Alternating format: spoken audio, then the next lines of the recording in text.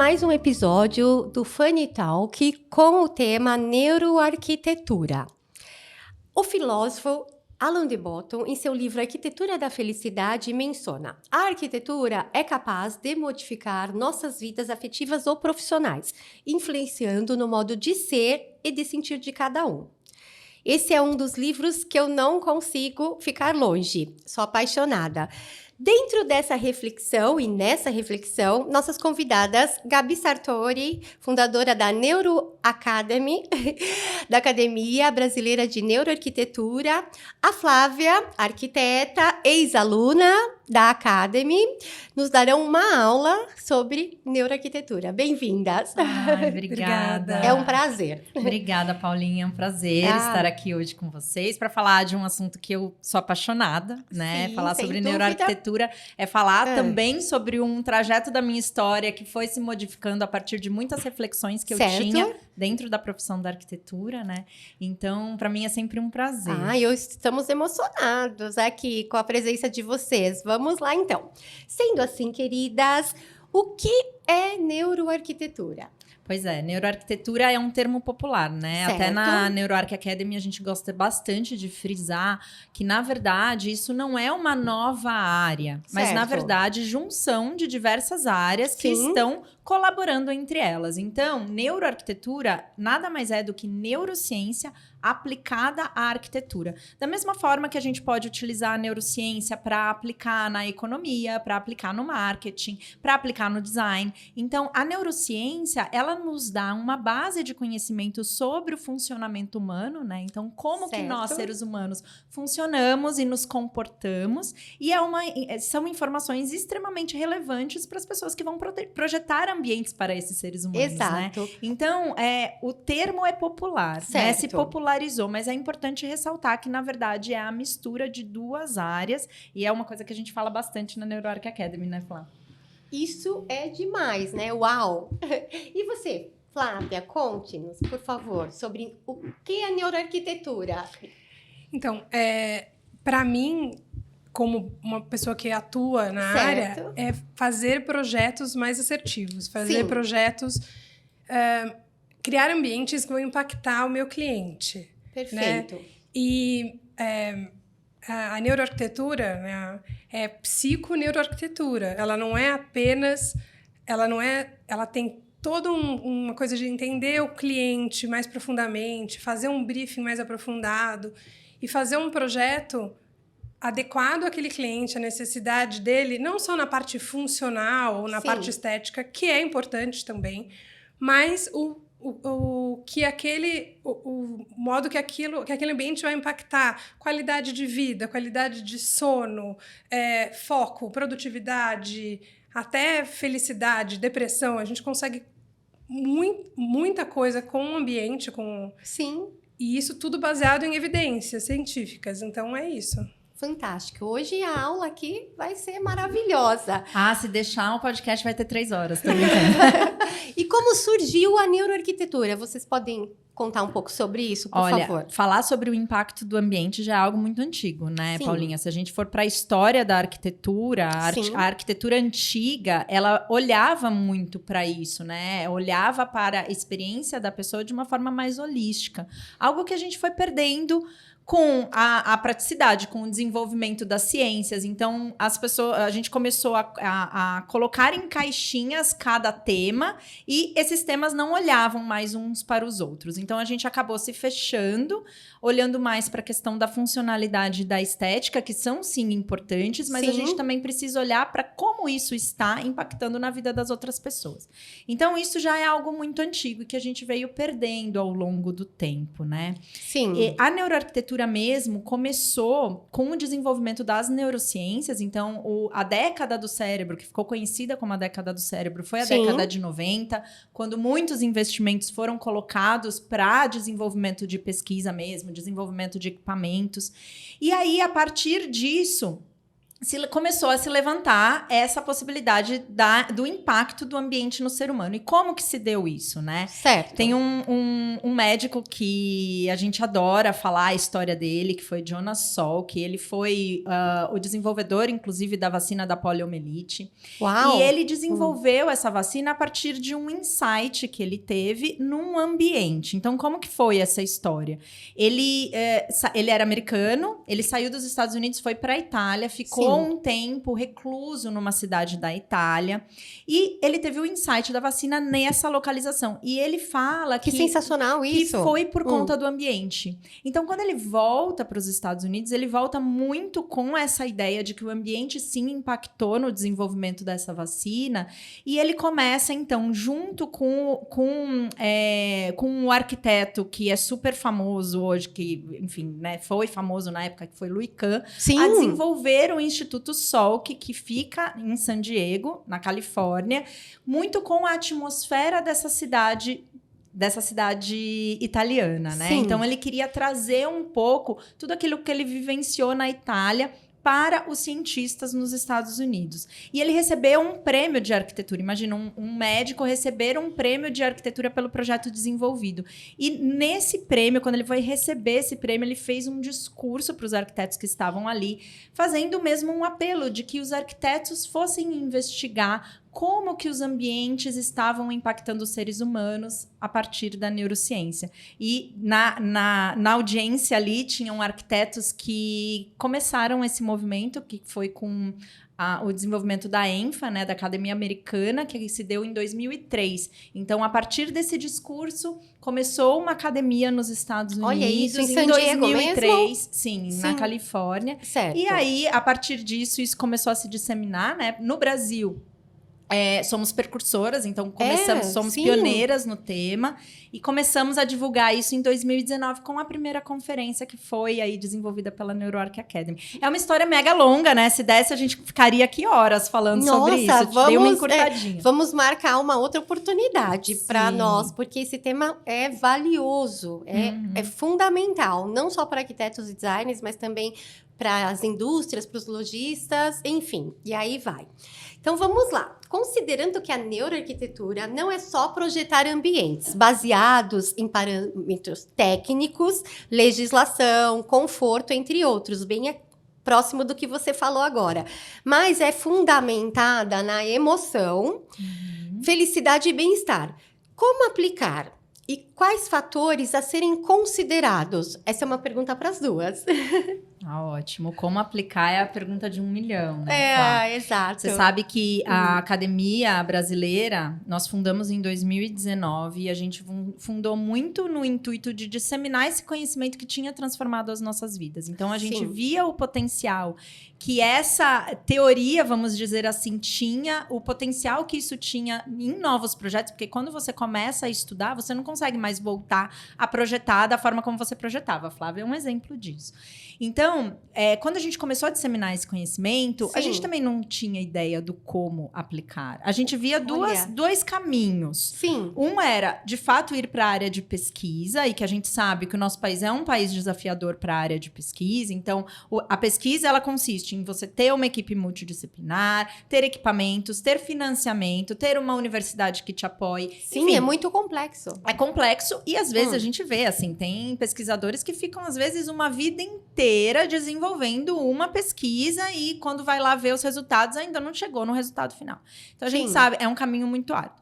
E um outro caminho que a gente começou a ver na NeuroArc foi de fazer projetos se baseando em evidências que já existiam. Então, aquelas pesquisas que já existiam, de que demonstravam o impacto do ambiente, elas poderiam embasar uma solução de projeto que você trazia. Então, no início, na NeuroArc Academy, a gente criou uma metodologia toda para fazer mesmo um projeto com base em evidências científicas, mas olhando também para o usuário. Então, você olhava para a evidência, mas olhava para o usuário para ver se aquilo era coerente com a pessoa que você estava projetando ou não. Sim. Então, foi assim que nós começamos o caminho, assim, de prática. Como, de fato, aplicar, já que eu não vou conseguir fazer uma pesquisa dentro do meu escritório, por exemplo. Mas acabaram até fazendo, né? Porque a base se resultou nisso, né? Isso é incrível. Se você olha para os grandes escritórios de arquitetura hoje no mundo, os que estão preocupados com isso, eles têm um laboratório dentro dos seus escritórios, eles desenvolvem pesquisas, eles fazem um pós-ocupação para entender o que aquele ambiente trouxe de resultado. Então, isso, nos grandes escritórios, é possível. Mas quando a gente olha para a realidade do Brasil, a grande parte dos escritórios de arquitetura e design são escritórios pequenos, que às vezes o próprio arquiteto é toda a função do escritório, Exato. Né? Então, como trazer isso para a prática? Será que eu vou conseguir, como arquiteta, ter equipamentos, conseguir mensurar isso? Então, a gente começou a olhar isso e viu que isso não era possível para a realidade brasileira. E a partir disso, então, de tudo que a gente estava estudando, a gente começou a desenvolver ferramentas que trouxessem essas informações, sem precisar de um equipamento de biofeedback, sem precisar, por exemplo, de uma equipe multidisciplinar para analisar esses dados. Até porque são elementos bem custosos, né? Sim, custo e análise de dados. Não é simplesmente colocar um equipamento, né, Flá? Não é todo mundo que... Sabe, Lê, você tem que ter uma equipe que vai entender, você tem que saber um contexto. Então, você colocou como é que chama? O EEG, né? O EEG na cabeça. Aí a pessoa entrou na realidade virtual e acelerou e mudou a onda em tal lugar. Mas o que significa isso? A onda pode ter mudado porque a pessoa está feliz ou porque a pessoa está assustada. Exato. Então não dá. E como que você monta aqui no Brasil? Ou como você analisa tudo isso e que grana que você tem que ter para você fazer tudo isso, e os né? recursos são menores também no nosso país, não é? Desse segmento, acho que a gente os recursos ainda são bem pequenos, são né, Gabi? São escassos. Então, a partir disso, a gente viu que o caminho de ter ferramentas que pudessem auxiliar os arquitetos e designers no desenvolvimento do projeto poderia ser um caminho para a prática. E hoje a gente vê lindos resultados a partir disso. Olha aí a Flávia, com resultados. Lindos projetos, ela estava me contando. Projetos. Fantástico. Conta então, Flávia, um pouco sobre um projeto que você aplicou e quais os fatores que você considerou para o projeto. Acho que a primeira coisa que a gente aprende é se aprofundar na pessoa, né? no cliente ou no público-alvo, no objetivo daquele projeto. E aí, eu vou colocar como exemplo uma clínica médica que a gente está fazendo, que é geriátrica. O Brasil está muito atrasado, né? Então, existem, fora do país, regras de como você fazer um espaço para uma pessoa com demência. Certo. E aí, então, o que a gente fez nesse projeto? A gente aprofundou, a gente foi estudar o idoso, as doenças, o que causa, a perda de visão, a sensação do espaço é diferente, tudo. E aí, o projeto sai baseado em evidências científicas. Que lindo! Parabéns para ela, que inventou o método. Olha que aluna, hein, Gabi? Não, a Flávia é um exemplo. Ela é um exemplo. Ela está colocando na prática de uma forma bem linda. Parabéns! Vamos lá. Então, é possível aplicar desde um pequeno projeto de design de interiores até mesmo considerando um único espaço. E tão somente grandes projetos, até mesmo como o planejamento de cidades, certo? Sim. Ótimo. Parece intangível, não é? Eu vejo a neuroarquitetura assim, parece algo intangível, misteriosa. Mas, na sua concepção, ela é magnífica. Sim, ela mudou a forma como eu enxergo a arquitetura e o design, sabe, Paulinha? Sim. Antes, eu me incomodava muito como o nosso mercado atuava e a forma, inclusive, da minha atuação. Então, por exemplo, desenvolver um projeto com base em tendência, mais preocupado se ele vai ser uma capa de revista ou se ele, de fato, vai acomodar aquelas pessoas, era algo que me incomodava. Sim. E a partir do momento que eu comecei a estudar essa outra área, eu vi que existia um outro caminho, né? E fazer projeto não é mais da forma como eu fazia antigamente. Então, às vezes, coisas que a gente não ponderava, né? Sim. De virar e falar, o melhor layout vai ser esse ponto. Será que vai ser esse ponto? O que as pessoas vão precisar fazer aqui? Quais são as necessidades que as pessoas que vão utilizar aqui têm, né? Será que elas têm algum tipo de necessidade especial? Será que a luz para elas vai ser efetiva ou não? Tem que entrar no íntimo, né? Tem que entrar no íntimo. Sim. Só que isso, como você mesmo falou, ele é aplicado para todas as escalas. Hoje, dentro da NeuroArc, a gente tem alunos que aplicam isso para a parte do design, então interior, para a parte da arquitetura, para a parte do urbanismo. Então, a gente pode sim utilizar desse conhecimento para melhorar os nossos espaços. Eu acho que agora todos os órgãos governamentais, em si, prefeitura, a CAL deveria ter um profissional formado em neuroarquitetura, concordam? Né? Seria o ideal. Mas vamos lá. Dentro desse assunto, Gabi, que você está comentando, nos falou, vamos citar agora o escritório Perkins Will, que tem filiais em várias cidades do mundo, né? Inclusive no Brasil, em São Paulo. E ele é considerado como um escritório que aplica neuroarquitetura, fazendo uso nos projetos, no foco de arquitetura também, humanidade e sustentabilidade.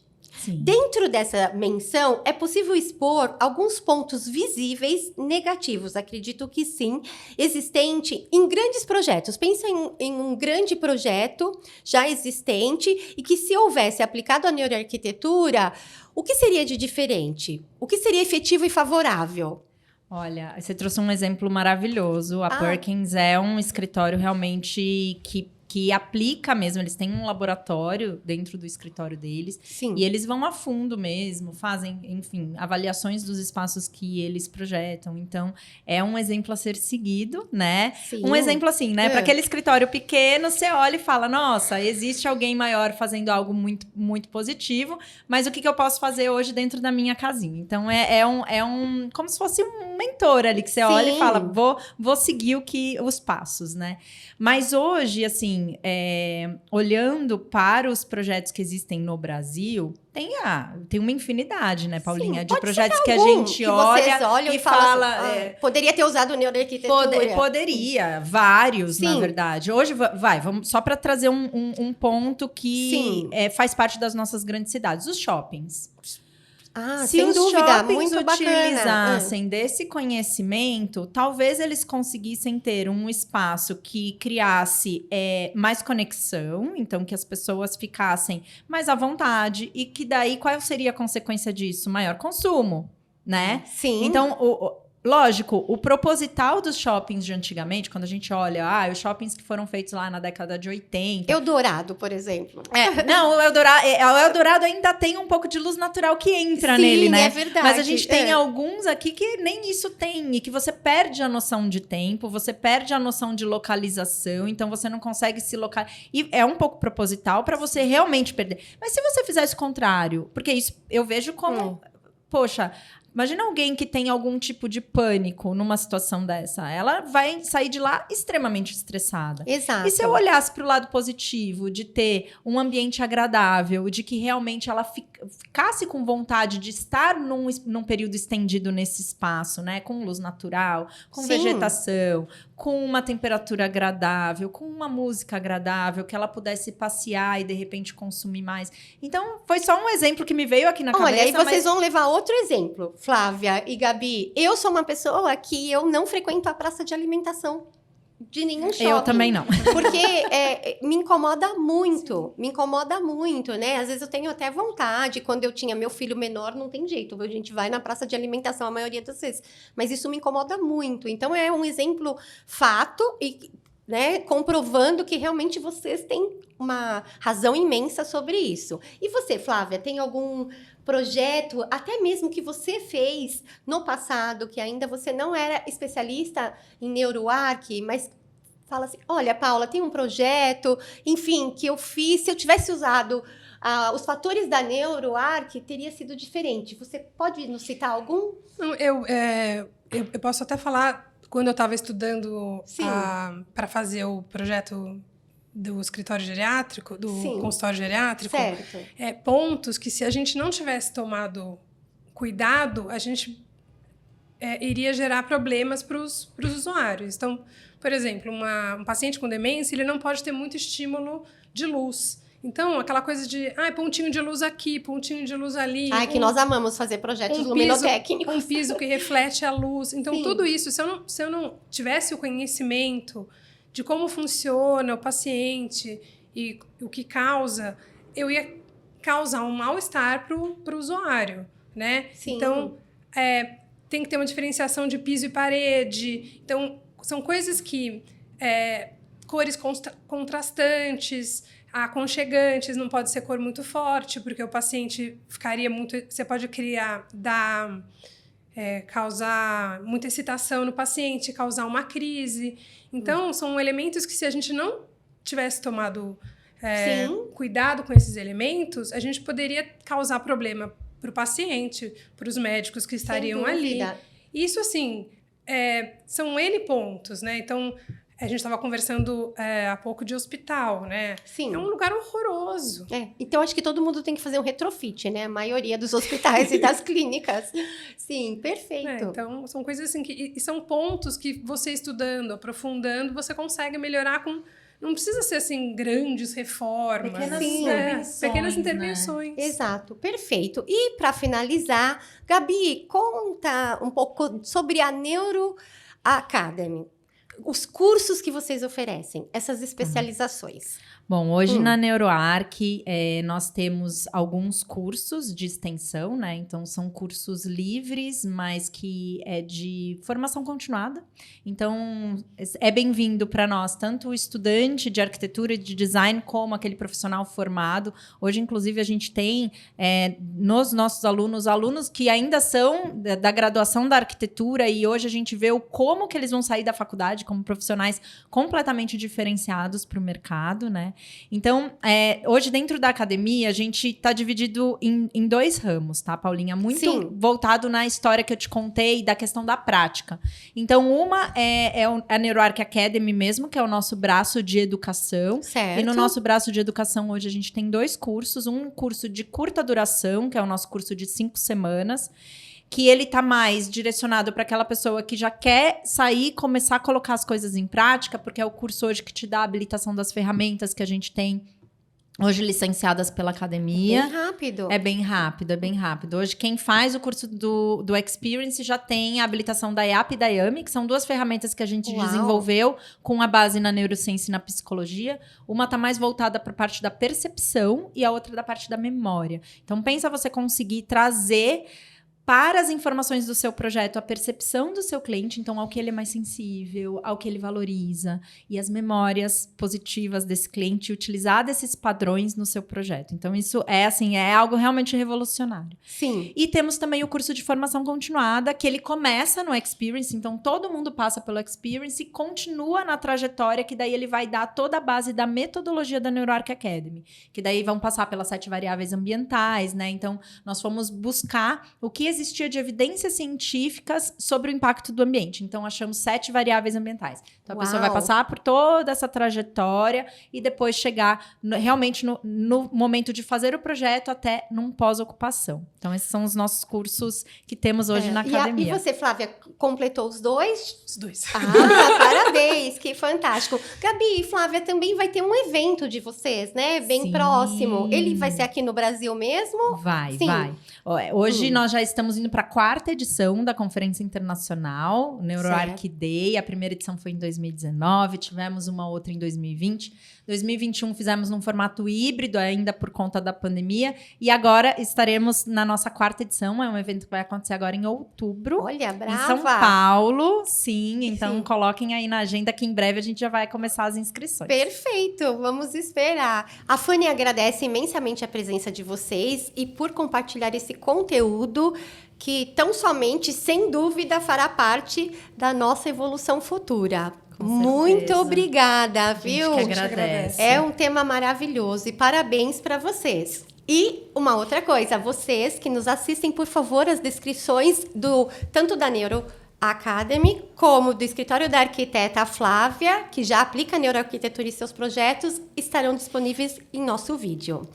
Também agradecemos ao Pedro e o Léo da Latug por ter nos emprestado essas peças maravilhosas, esses móveis assinados. Um prazer, obrigada. O prazer foi nosso. Muito Obrigada. gostoso. Obrigada, Paulinha, pela oportunidade. Eu também, amei.